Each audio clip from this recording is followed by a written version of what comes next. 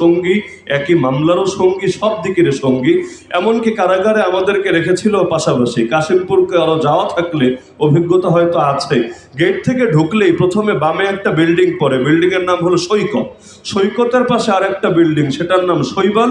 শৈবালের পাশে আর একটা বিল্ডিং, তার নাম শতাব্দী। তো ঢুকেই বাম পাশে যে বিল্ডিং সৈকত, সেই সৈকতের 2 তলায় আমাদের সময়ে থাকতেন, এক ব্লকে থাকতেন ভাই মাওলানা মুফতি আমির হামজা, আরেক ব্লকে থাকতেন শেখুল হাদিস ইবনু শেখুল হাদিস আল্লামা মামুনুল হক হাফিজাহুল্লাহ তাআলা।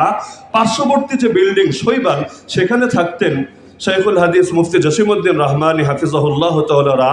আজকেই যিনি আপনাদের কাশিমপুর থেকে মুক্ত হয়ে মাত্র ঢাকায় গিয়েছেন, এবং কর্তৃপক্ষ আমাকে জানিয়েছেন যে যদি কোনোভাবে সুযোগ পেতেন তাহলে হযরতকেও আজকের মাহফিলে এসে আলোচনায় বসিয়ে দিতেন।